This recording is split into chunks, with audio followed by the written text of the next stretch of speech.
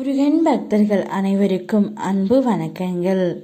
என் அன்பு குழந்தையே, உனக்கு ஒரு ஆனந்தமான செய்தியை கூறவே உன் அப்பா நான் இங்கு வந்திருக்கின்றேன் தங்கமே. உன்னுடைய துணை ஒரு நல்ல முடிவை இப்பொழுது எடுத்து விட்டார். நீ எங்கு சென்றாலும் எங்கு பார்த்தாலும் உன் துணையின் ஞாபகம்தான் உனக்குள் இருக்கின்றது.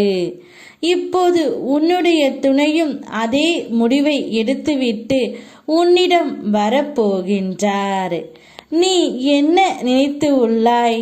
அவ்வளவுதான், உன் வாழ்க்கை முடிந்து விட்டது என்று உன்னை சுற்றி உள்ளவர்கள் பயம் முறுத்தினாலும் ஒரு முறை உன் ஆள் மனதை நீ கேட்டு பார் தங்கமே. உன்னால் முடியும் என்ற சிறு நம்பிக்கையை அது உனக்கு கொடுத்தாலும் போதும். உன்னால் நிச்சயமாக மீண்டு வர முடியும். உன் மனதில் இதுவரை மற்றவரின் ஆதிக்கம் இருந்தது.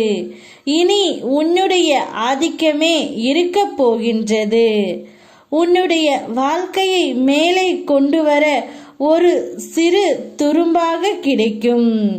ஒரு உதவியோ துணையோ ஆறுதலோ நம்பிக்கையோ உன்னை மேலே கொண்டு வந்துவிடும் தங்கமே. தனி ஒருவனாக இருந்தாலும் தன்னம்பிக்கை கொண்டு நீ ஜெயித்து வருவாய். இது சத்தியமாகும். இப்பொழுது உன்னுடைய துணை இவை அனைத்தையும் உன்னோடு சேர்ந்து வாழ வேண்டும் என்று முடிவு எடுத்து விட்டார் தங்கமே. இத்தனை நாட்களாக நான் தனிமரமாய் இருந்து விட்டேன். இனி அவ்வாறு இருக்க என் மனம் விரும்பவில்லை. நான் சாதனை செய்வது என்னுடைய துணையுடன் மட்டும்தான் என்று உன்னுடைய துணை ஒரு நல்ல முடிவை எடுத்துவிட்டு தான் வருகின்றார். இனி உன்னுடைய வாழ்க்கையில் நல்ல காலம்தான் உனக்கு இனிமேல் நடக்கப் போகின்றது. பாவ காலம் முடிந்து புண்ணிய காலம் நடக்க ஆரம்பித்து உள்ளது தங்கமே.